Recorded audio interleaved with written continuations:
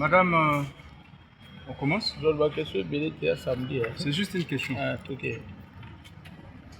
Madame, pouvez-vous nous dire l'objectif de cette matinée?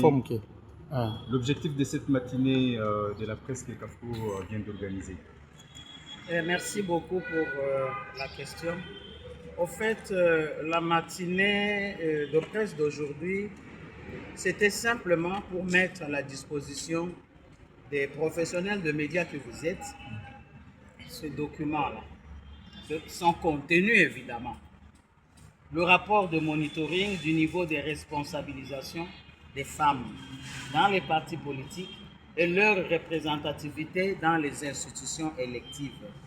En fait, parmi les priorités thématiques de CAFCO, depuis toujours, il y a l'implication des femmes dans les instances de prise de décision, la participation politique des femmes ou l'autonomisation politique des femmes. Et pour cela, toutes les joutes électorales organisées en RDC, CAFCO est parmi les organisations avant-gardistes qui forment les femmes, que ce soit les électrices, que ce soit les candidates, que ce soit celles qui peuvent observer les élections ou qui sont déployées comme de médiatrices des conflits électoraux. Et elles accompagnent celles qui ont des contentieux après les élections. Et elle fait le plaidoyer au niveau des partis politiques, au niveau des institutions pour booster la participation politique des femmes. Et là, c'est les élections de 2023-2024, on avait eu un financement qui est déjà terminé en fait, avec un partenaire OSA qui nous a aidé, ce financement-là nous a aidé à accompagner 476 femmes candidates pour voir comment, au moment des élections, quelles sont les difficultés qu'elles ont rencontrées comme candidates. Nous avons publié cela, mais nous avons publié un autre rapport sur le monitoring que nous avons fait par rapport à la médiation électorale. On avait déployé les médiatrices des conflits électoraux, mais la question épineuse, c'est de savoir, pour que nous regardions leur participation lors des élections, quelle est d'abord leur place au sein des partis politiques. Donc le projet était déjà terminé, mais dans les créneaux que ce projet a ouverts, nous avons voulu mener une enquête, un monitoring au sein des partis politiques pour voir quelle est la place au sein des partis politiques, la place de femmes, pour qu'elles se retrouvent sur les listes de candidates qui peuvent en tout cas compétir. Mais madame, on a malheureusement remarqué qu'il y a une faible participation, ou plutôt les femmes n'étaient pas alignées par les partis politiques comme il se devait, et malheureusement cela a eu de l'incidence sur la faible participation des femmes. Tout à fait. Comment réagissez-vous en tant que CAFCO à cela? CAFCO a réagi à plusieurs reprises parce que nous avions fait le constat pour dire les femmes ont été ballottées à plusieurs niveaux.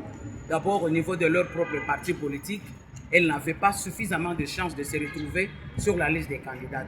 Celles qui en ont eu, puisqu'il fallait aller dans des regroupements pour avoir la possibilité d'être retenues, parce qu'il y avait des seuils de représentativité et des seuils de...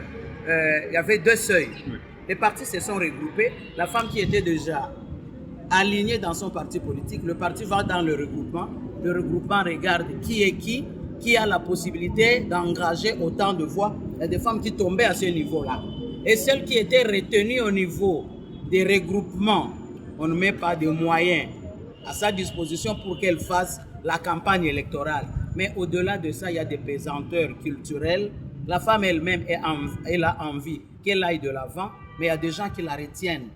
Nous ne voulons pas. Si c'est l'homme qui ne veut pas, si c'est la famille qui ne veut pas, ou si c'est elle-même qui a en elle aussi un certain complexe ou le syndrome de l'imposteur, elle va de façon hésitante. Or, quand il faut compétir en face de toi, il y a des gens qui ne vont pas lâcher prise, donc tu dois être à la hauteur. Donc, il y a comme ça, à différents niveaux, plusieurs pesanteurs, mais au moins, nous ne pouvons pas dire qu'il n'y a vraiment rien. Il y a des choses qui ont été faites Mais ce qui nous a réunis aujourd'hui, c'est de voir qu'au sein des partis politiques déjà, les femmes sont suffisamment minorisées, elles sont coincées dans la Ligue de femmes, elles ne sont pas là où les choses se décident. Et c'est l'enquête que nous avons menée qui a démontré comment les femmes au sein des partis politiques, au sein des institutions électives, sont vraiment en deçà du seuil que nous voulons qu'elles aient. Mais c'est le travail que nous faisons de tout le temps. Nous publions ce rapport avec retard parce qu'on attendait de voir les actes d'engagement que les partis politiques avaient pris pour dire qu'aux prochaines élections, nous allons aligner autant de femmes que d'hommes lors de nos enquêtes. Ces actes d'engagement pour le retirer, c'est tout un problème. Les gens ont pris l'acte d'engagement, mais ils ne veulent pas. Sur le plan chiffré, c'est combien d'actes d'engagement et combien de partis politiques ont répondu? Et quand nous avons distribué, les jours où nous avons distribué, nous on avait tablé autour de à peu près une cinquantaine d'actes d'engagement, mais dans la salle, les partis politiques en ont demandé plus, on est allé jusqu'à 90.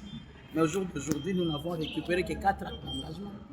Les gens ne veulent pas s'engager parce qu'ils ont l'impression d'avoir la corde au cou au moment du plaidoyer. CAFCOL risque de leur dire « vous aviez pris l'engagement, mais vous n'avez rien fait ». Ça risque d'avoir un rebondissement négatif au niveau des femmes à la base pour voir, voilà, notre parti politique, on ne veut pas de femmes, alors ils risquent de perdre leur voix. Donc les gens veulent se retenir plutôt que de passer à l'acte malgré l'appel du président de la République qui demande qu'on puisse développer suffisamment des réflexes de masculinité positive pour ouvrir la voie à tout le monde, hommes, femmes, jeunes et personnes vulnérables. Mais est-ce qu'au niveau du CAFCO, l'opération de signature continue? Au niveau du CAFCO, c'est encore ouvert parce que nous, on n'a pas terminé. Nous disons, les élections, c'est en 2028. D'ici 2028, un parti politique peut revenir au bon sens. Et on attendait aussi les élections locales. On se disait, d'ici les élections locales, les gens peuvent revenir sur leur bon sens. Donc, jusqu'à 2028, nous, on est ouvert. Et nous, notre plaidoyer continue, notre lobbying continue. Mais on s'était dit qu'il était nécessaire que le résultat à ce niveau soit déjà mis à la disposition du public à travers vous, de la presse, parce qu'on avait déjà restitué devant les femmes des partis politiques et de la société civile elle-même. En tout cas,